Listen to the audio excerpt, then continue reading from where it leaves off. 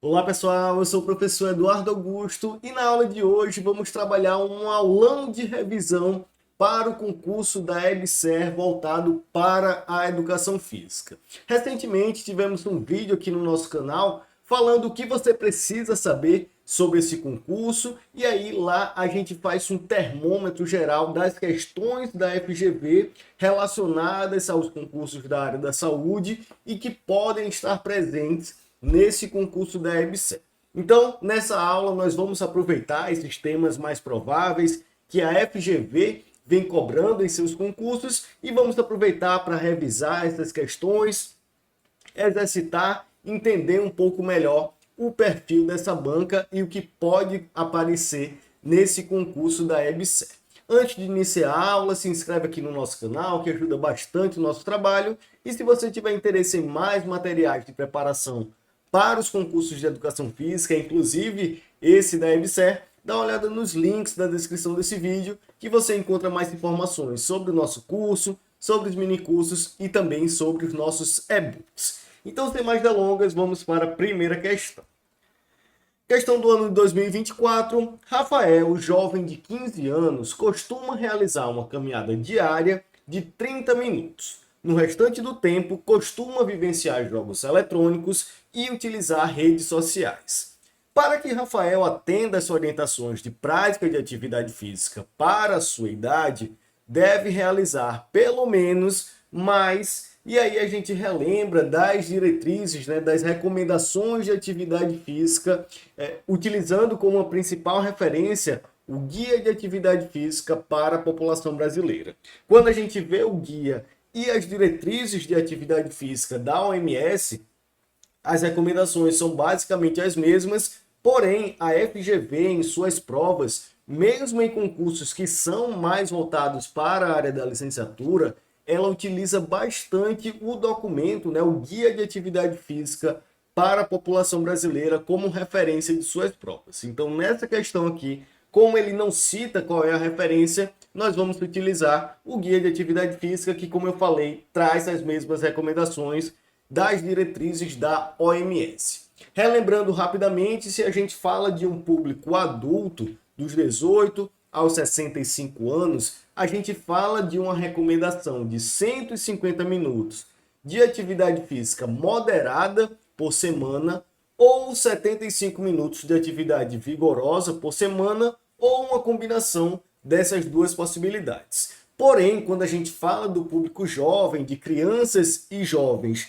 de 6 até 17 anos de idade, a recomendação é de pelo menos 60 minutos de atividade por dia, Diferente da recomendação para adultos, a recomendação para crianças e jovens de 6 a 17 anos é de 60 minutos de atividade, pelo menos moderada, por dia. Nessa questão, especificamente, ele fala que o Rafael, que é um jovem de 15 anos, realiza diariamente uma caminhada de 30 minutos e no restante do tempo joga ali, vivencia jogos eletrônicos, utiliza redes sociais. Então, como ele já pratica 30 minutos de caminhada por dia, para que ele atenda de fato às orientações, às recomendações de atividade física para a sua saúde, ele tem que realizar mais 30 minutos de atividade por dia, justamente para que junto desses 30 minutos de caminhada que ele já faz, contemple aí pelo menos os 60 minutos da recomendação. Então, nesse caso, como ele já realiza 30, ele precisa fazer mais 30 minutos de atividades físicas diárias para que com isso atinja os 60 minutos das recomendações para crianças e jovens de 6 a 17 anos de idade. Nesse caso, primeira questão vai ser o item A, o correto, ele vai precisar pelo menos de mais 30 minutos de atividades físicas diárias. Questão interessante, justamente focando nessas recomendações de atividade física. Segunda questão, também do ano de 2024, o treinamento físico regular gera uma série de estímulos que produzem modificações e adaptações estruturais e funcionais do organismo e que podem ser de ordem aguda ou crônica. Nesse sentido, assinale a opção que indica adaptações agudas à realização do exercício. Então vamos lá. Item A. As que resultam da exposição sistemática a sessões de exercício, representando alterações morfofuncionais que diferenciam um indivíduo fisicamente treinado de um não treinado. Nesse caso, a gente não vai estar falando das adaptações agudas, que é o que a questão pede, mas sim das adaptações de ordem crônica, né? Então, se a gente está exposto a um programa sistematizado de exercícios, esses exercícios, de forma sistematizada ao longo do tempo, vão trazer alterações em nosso corpo, né, morfofuncionais, que vão diferenciar se o indivíduo é treinado ou não treinado. Então, vai ter repercussões de ordem muscular, de ordem cardiovascular, questões hormonais e assim por diante. Então, todas essas modificações em nosso corpo que ocorrem ao longo do tempo, de acordo com essa exposição sistemática às sessões de exercícios, vão ser as adaptações crônicas e não as adaptações agudas, que é o caso da questão. Item A, então, incorreto. Item B, as que são representadas pela bradicardia de repouso, hipertrofia muscular e elevação da potência aeróbia, todas essas também são repercussões de ordem crônica dos exercícios, né? São adaptações de ordem crônica. A diminuição da frequência cardíaca de repouso, então quanto mais condicionado o indivíduo for na ordem cardiovascular, né, menor vai ser a sua frequência cardíaca de repouso, vai ter uma hipertrofia muscular, assim como a elevação da potência aeróbia. Todas essas são características, né, são adaptações crônicas do exercício. Item C. As observadas ao longo das primeiras 72 horas, às vezes até 120 horas, após uma sessão de exercícios. E aqui é falso, pois nas adaptações agudas, elas vão se manifestar durante o exercício, podendo continuar por 24, 48 ou até 72 horas pós a sessão do exercício. Nesse caso, como ele fala nas primeiras 72 horas, podendo chegar a 120 horas, a gente tem o item incorreto por conta dessa faixa, né? As adaptações agudas vão ser, então, imediatas, né, a partir do momento que a gente realiza o exercício em si, ou podem ser adaptações agudas tardias, que vão durar aí 24, 48 ou até 72 horas pós o exercício. Por isso, o item C está errado.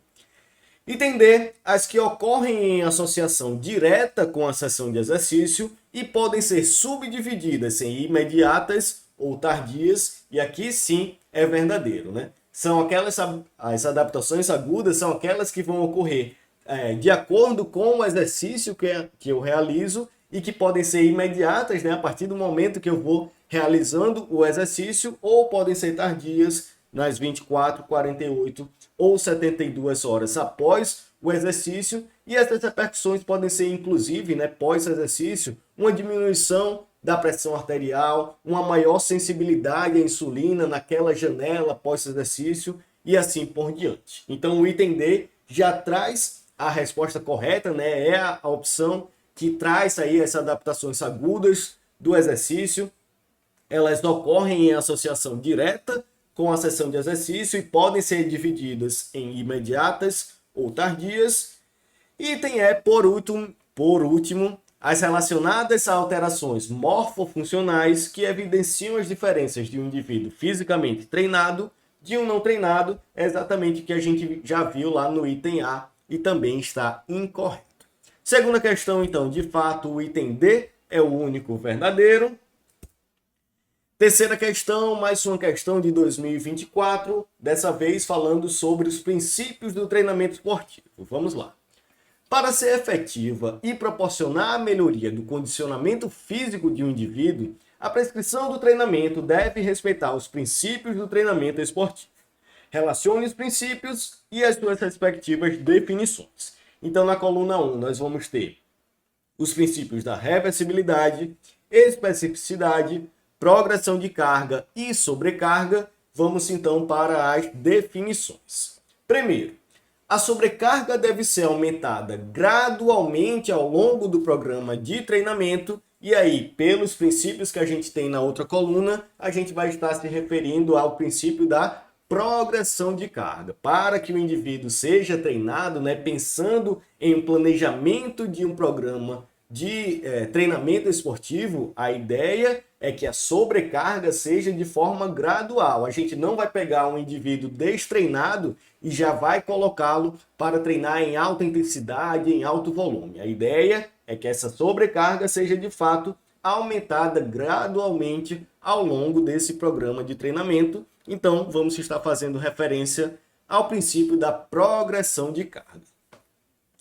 Segunda definição. Para melhorar a aptidão física, os sistemas do organismo devem ser estressados com aumento da intensidade e ou do volume do exercício. Nesse caso, essa ideia de estressar o organismo vem do princípio da sobrecarga. Então, a gente tem que ter, de fato, um estímulo, um estresse do exercício no nosso corpo para que, com isso, a gente consiga gerar adaptações. Então, essa sobrecarga deve ser também calculada. Se for uma sobrecarga muito alta, a gente pode acabar trazendo malefícios com o exercício, né? Podendo trazer um overtraining, um risco de lesões. Porém, se for uma sobrecarga muito leve, essa sobrecarga não vai gerar as adaptações esperadas. Então, a sobrecarga em si, o princípio da sobrecarga, traz exatamente essa ideia do cálculo dessa carga que eu vou utilizar, o volume que eu vou utilizar, a intensidade que eu vou utilizar, para que esse estresse seja de forma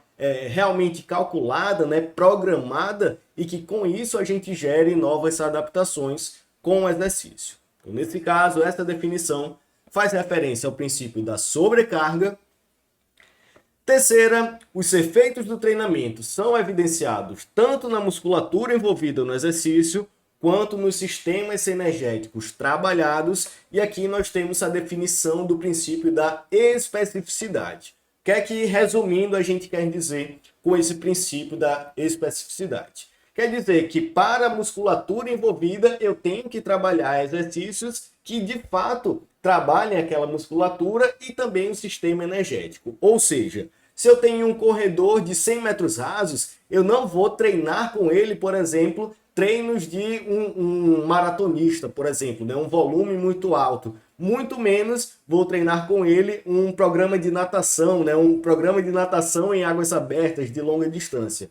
A ideia para o corredor de 100 metros rasos é que eu consiga adaptar os seus treinos para a musculatura envolvida e para o seu sistema de energia predominante. Então, para cada modalidade esportiva, eu vou realizar os treinos de acordo com sua musculatura envolvida e com seu sistema energético. Por isso, a gente chama de princípio da especificidade. E por último, as adaptações fisiológicas obtidas através do treino são transitórias e podem ser perdidas se a prática for interrompida, e aí é o clássico princípio da reversibilidade. Por mais que eu seja muito treinado, que eu esteja de fato realizando um programa de treinamento, se eu paro determinado tempo, eu vou diminuir sim a minha performance, e para eu retomar aquela performance que eu tive anteriormente, eu tenho que voltar ao programa de treinamento buscando aí sim essa performance. Não quer dizer que eu vá realizar um treinamento, atingir determinado nível de performance e consiga ficar por lá o resto da minha vida, né? Eu tenho que de fato manter aquele treinamento. Se eu parar o treinamento, o meu desempenho vai cair. Para que eu atinja novamente, eu tenho que retomar esse programa. Então, nesse caso, o princípio da reversibilidade. A ordem, então, ficou progressão de carga, número 3, sobrecarga, número 4, especificidade 2 e reversibilidade 1. Temos, então, o item D, o correto dessa questão. Quarta questão, também do ano de 2024. A flexibilidade, como um dos componentes da aptidão física, é definida como a execução voluntária de um movimento articular em sua amplitude angular máxima, dentro dos limites anátomo-fisiológicos, sem o risco de lesões, e que pode ser avaliada por meio de diferentes métodos. Um desses métodos tem como base o uso de critérios ou mapas de análise pré-estabelecidos. Esse método é conhecido como, e aí a gente tem uma questão sobre avaliação física, que quem acompanhou a nossa aula lá sobre o que você precisa saber sobre o concurso da EBSERH, viu que a aptidão física de fato está entre os tópicos mais cobrados nos concursos da FGV mais voltados para a saúde, né? Então, é um tópico que de fato precisa ter uma atenção mais especial, pois é uma área muito ampla e que a FGV vem cobrando em suas provas. Então a gente tem que estudar a avaliação em um contexto mais de composição corporal, a avaliação em um contexto de capacidades físicas e assim por diante. Nessa questão especificamente, a gente vai falar sobre a avaliação da flexibilidade, e aí a gente tem que relembrar que basicamente a gente vai ter três possibilidades, três métodos de se avaliar a flexibilidade. Os métodos lineares, angulares e adimensionais. Os métodos lineares são aqueles que a gente utiliza à medida, né? A gente consegue obter um resultado da flexibilidade em centímetros. O grande clássico da avaliação da flexibilidade de forma linear é o banco de Wells, o teste de sentar e alcançar. A gente tem o resultado desse teste justamente em centímetros. Já em testes angulares, a gente vai ter o resultado exposto em ângulos, né? Então, por exemplo, a gente tem o próprio goniômetro utilizado nessa forma de avaliação, né? A gente utiliza o goniômetro justamente para ver o ângulo, os graus, né? Que aquela determinada articulação consegue atingir relacionado à flexibilidade. E por último, os testes adimensionais, né? Os métodos adimensionais. Nesse caso, a gente não vai ter medidas nem em centímetros, nem em ângulos, porém a gente vai ter padrões de flexibilidade que a gente vai comparar esses padrões com o que o indivíduo consegue realizar. Um clássico dos testes adimensionais é o flexi-teste. Então a gente tem determinadas posições e para cada posição a gente tem padrões de flexibilidade, né, que vão variar. Então a gente faz a comparação da posição que o indivíduo está fazendo com os padrões que o flexi-teste traz e com isso a gente consegue medir, né, avaliar essa flexibilidade. Então, de forma resumida, são essas três possibilidades na avaliação da flexibilidade: testes lineares, angulares e adimensionais. Neste caso da questão, ele vai falar justamente desses métodos que têm como base o uso de critérios ou mapas de análise pré-estabelecidos. Estamos falando então dos testes adimensionais da flexibilidade. Quarta questão, item B, é o correto. Quinta questão, também de 2024. Um programa de exercício físico regular de intensidade moderada auxilia no controle glicêmico do indivíduo com diabetes mellitus tipo 2, tratado ou não com insulina, sendo que seu efeito já é observado em uma sessão de exercício. A orientação de exercício para este indivíduo segue, em geral, as recomendações para adultos saudáveis, mas algumas especificidades devem ser observadas. Assinale a opção que as apresenta. Item A.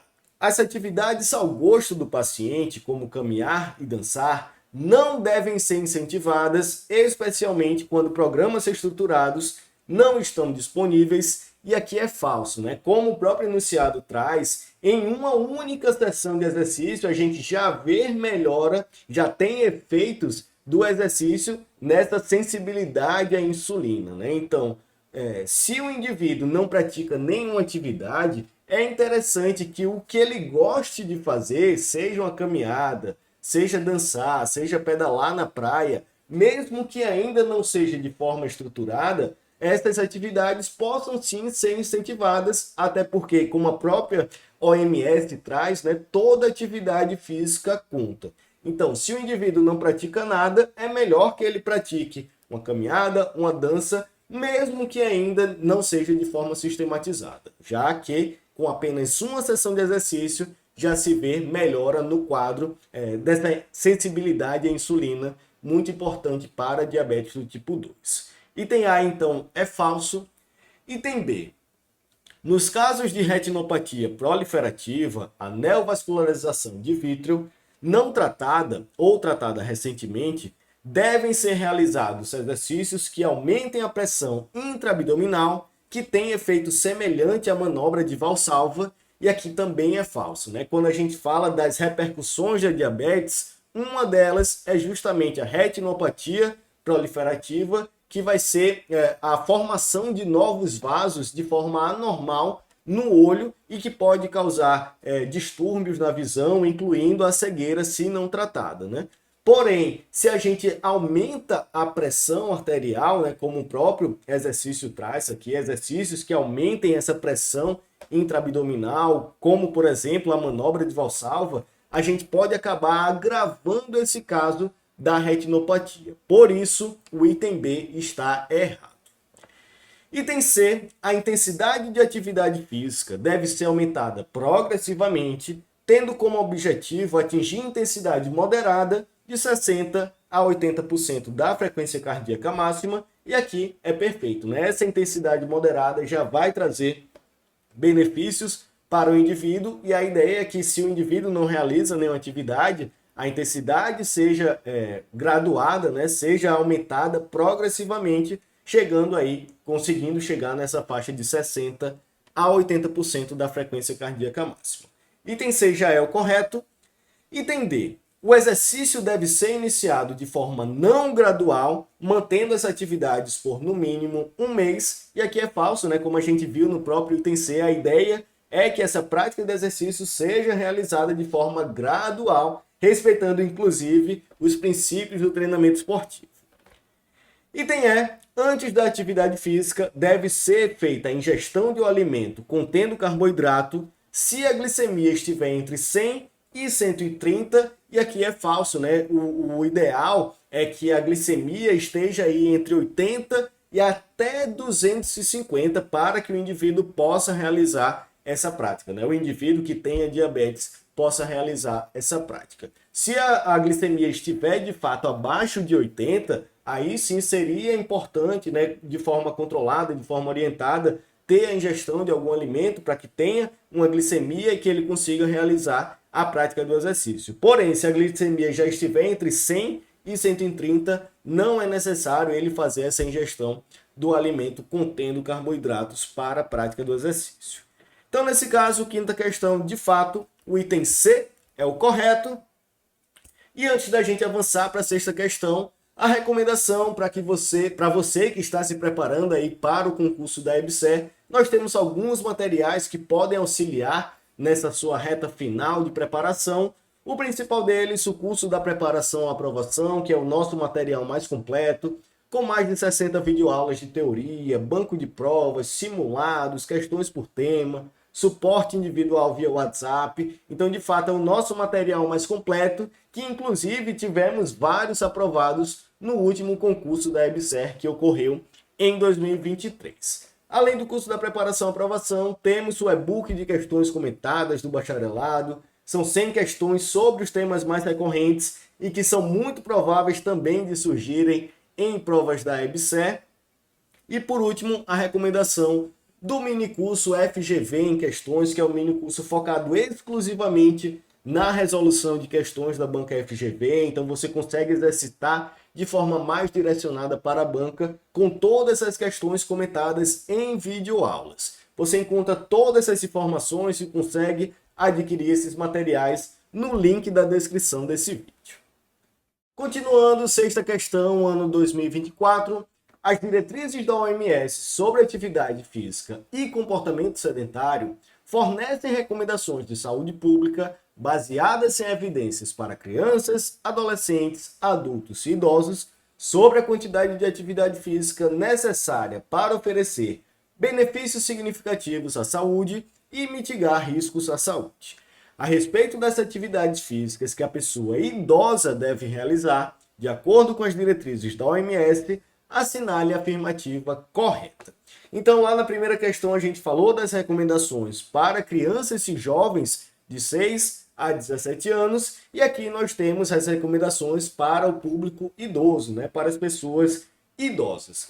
Nesse caso, a recomendação de pelo menos atividades de 150 a 300 minutos de atividade moderada, nesse caso, atividades predominantemente aeróbias, ou 75 a 150 minutos de atividade vigorosas, ou uma combinação proporcional das duas. Então, de atividades aeróbicas, pelo menos 150 a 300 minutos de atividade moderada, ou pelo menos 75 a 150 minutos de atividade vigorosa. Além dessas atividades, né, predominantemente aeróbias, a recomendação é que em pelo menos 2 dias tenham atividades de fortalecimento, né, de fortalecimento geral do corpo, e em pelo menos 3 dias, além das atividades de fortalecimento mais funcional, ter também atividades que trabalhem o equilíbrio também de forma mais funcional. Toda essa questão, né, de exercícios de equilíbrio, exercícios de fortalecimento, visando a prevenção de quedas. Então, as recomendações gerais, pelo menos 150 minutos a 300 de atividade moderada, ou 75 minutos a 150 de atividade vigorosa, lembrando pelo menos 2 dias de fortalecimento muscular e pelo menos 3 dias, né, nessas atividades que eles irão realizar durante a semana, ter pelo menos 3 dias de atividades que vão trabalhar aí o equilíbrio e o fortalecimento, visando a prevenção de quedas. Dito isso, vamos para as alternativas. No item A, ele fala de uma média de 60 minutos de atividade por dia, de moderada a vigorosa, porém, na verdade, são 150 a 300 de atividade moderada, ou 75 a 150 de atividade vigorosa, que é exatamente o que ele traz no item B. Pelo menos 150 a 300 minutos de atividade física aeróbica de moderada intensidade, ou pelo menos de 75 a 150 minutos de atividade aeróbica de vigorosa intensidade ao longo da semana, ou podendo ser também uma combinação proporcional das duas. Sexta questão, então, item B, já é o correto. Vamos avançar. Sétima questão, ano 2022. A proposta de educação física desenvolvimentista de Galarrot e Donnelly constitui importante referencial sobre o desenvolvimento humano e aprendizagem motora. Na perspectiva dos autores, as habilidades motoras fundamentais a serem trabalhadas são, e aqui é uma questão que caiu lá no concurso da Secretaria de Saúde de Manaus, trabalhando desenvolvimento motor. É muito importante que a gente tenha domínio dessa temática, né? Dessas habilidades motoras, suas classificações, as fases do desenvolvimento motor, pois a FGV realmente explora bastante essa temática, não só nos concursos da licenciatura, mas também em concursos da área da saúde. Nesse caso, ele vai falar das habilidades motoras fundamentais a serem trabalhadas, e aí a gente tem os 3 principais grupos dessas habilidades motoras. As habilidades motoras de estabilização ou equilíbrio, que são aquelas responsáveis pela manutenção da postura e do equilíbrio em si. As habilidades motoras de locomoção, que a gente vai utilizar para se deslocar de um ponto a outro, podendo ser rastejar, engatinhar, andar, correr, nadar e assim por diante. E por último, as habilidades de manipulação, que são aquelas que a gente utiliza ou que a gente explora, né, a aplicação ou recebimento de forças de objetos na habilidade motora. Então, o lançar uma bola, o receber uma bola, o chutar e assim por diante são todas habilidades de manipulação. Então, quando a gente fala de habilidades motoras fundamentais, elas estão em 3 grupos: estabilização, locomoção e manipulação. Nesse caso, a gente vai ter o item A, ele só trocou a estabilização pelo equilíbrio, que também está correto. Sétima questão, então, item A é o correto. Oitava questão, ano 2022, mais um tópico clássico nas questões da FGV, né? A anatomia, explorando especificamente a classificação de ossos e articulações. A anatomia é um campo de conhecimento importante para o profissional de educação física. A compreensão sobre planos e eixos é ferramenta axial para análise corporal do movimento. D'Angelo e Fatini, referências no campo, sugerem classificações funcionais quanto aos diferentes eixos de movimento.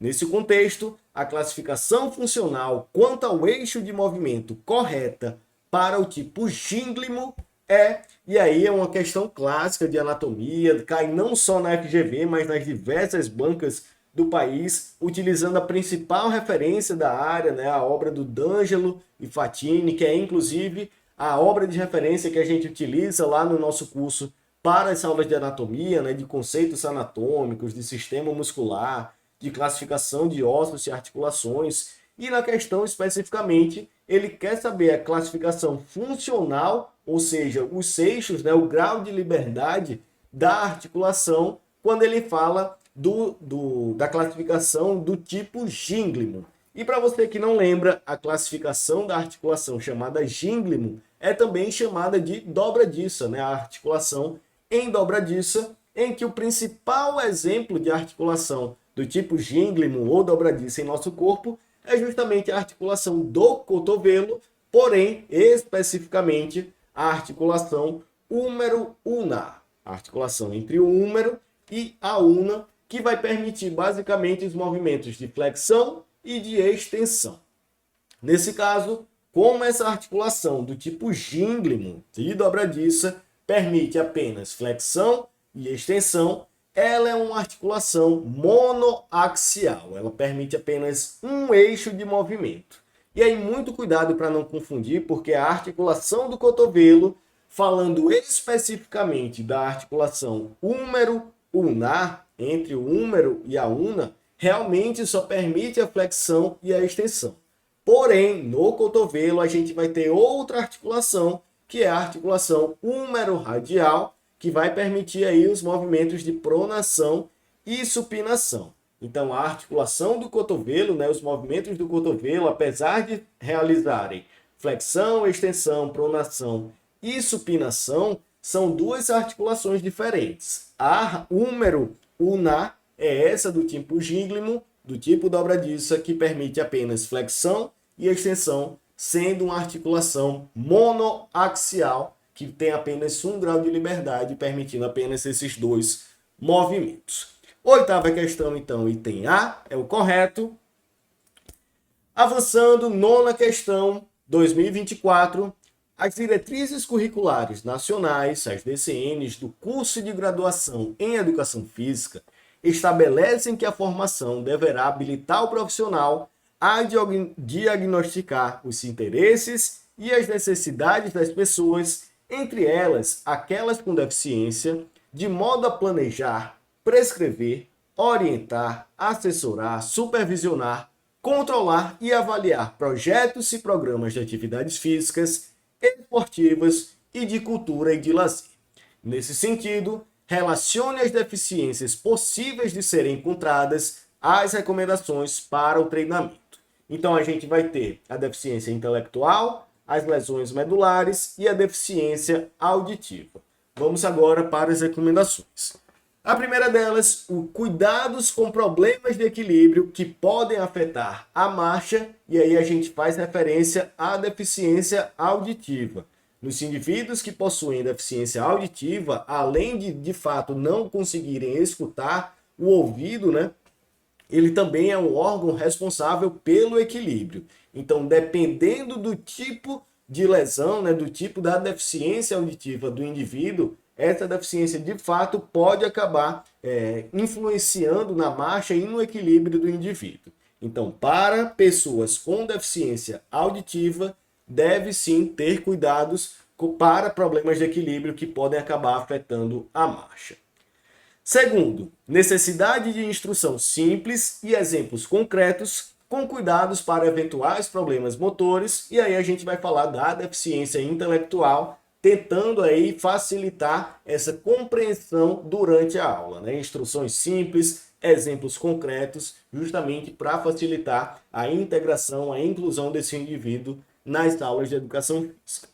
E por último, atenção à temperatura ambiente em função de limitações ligadas à termorregulação. E aí a gente vai ter as lesões medulares, justamente por ser uma lesão medular, pode acabar também influenciando em alguns outros aspectos do corpo, que não apenas os motores, incluindo a própria termorregulação. Nesse caso, nós temos número 3, deficiência auditiva, número 1, deficiência intelectual e número 2, lesão medular. Item E é o correto, 3, 1 e 2. E para finalizar, 10ª e última questão, cobrada no ano de 2025, foi uma questão que caiu em um concurso da licenciatura, mas que é uma típica questão sobre avaliação física, mais especificamente sobre índices relacionados à saúde, né, que provavelmente já nessa semana nós teremos uma aula específica sobre o tema lá no nosso curso da preparação à aprovação. Então vamos lá. Mudanças nos hábitos alimentares e no estilo de vida têm impulsionado o aumento global de doenças crônicas não transmissíveis, como doenças cardiovasculares e diabetes mellitus. Essas condições compartilham fatores de risco modificáveis como inatividade física e obesidade. Nesse contexto, indicadores antropométricos como o índice de conicidade são fundamentais para identificar precocemente a obesidade abdominal, permitindo intervenções que promovam a saúde e a qualidade de vida, entre estas o exercício.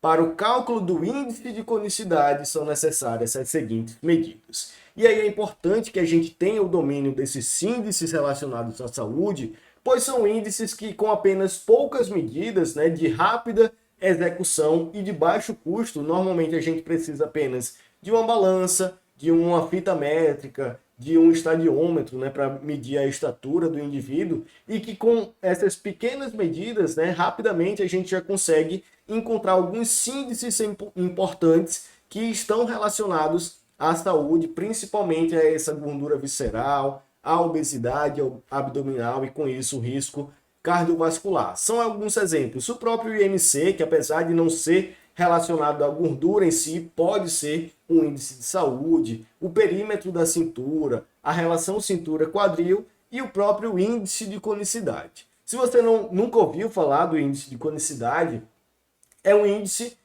onde a gente explora a ideia de que nosso corpo é formado por dois cones, um de base para o outro. Então imagine dois cones, um de base para o outro, onde o nosso corpo vai estar representado nessa imagem de duplo cone, onde a base dos cones vai ser exatamente a nossa região abdominal. Então, quanto maior o índice, quanto maior a abertura desses cones, maior esta circunferência abdominal, consequentemente, maior o índice de gordura visceral e, consequentemente, maior o risco cardiovascular.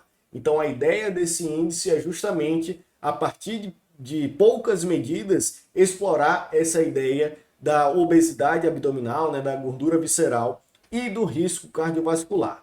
Para a gente medir, a gente tem uma pequena fórmula lá, e que a gente precisa basicamente do perímetro da cintura, da massa e da estatura do indivíduo. Com isso, a gente consegue jogar na fórmula e calcular esse índice de conicidade, permitindo aí um controle maior, né? uma intervenção mais rápida, pensando nessa gordura visceral e no risco cardiovascular. Então, para o índice de conicidade, a gente precisa basicamente de 3 medidas: perímetro da cintura, massa e estatura, nesse caso representado pelo item C, perímetro da cintura, massa corporal e estatura. 10ª questão, então, item C, e com isso finalizamos esse nosso aulão de revisão voltado especificamente para a EBSER, resolvendo apenas questões da FGV. Lembrando, se tiver interesse em mais materiais, dá uma olhada nos links da descrição desse vídeo, que temos diversos materiais que podem auxiliar nessa sua reta final de preparação para o concurso da EBSER.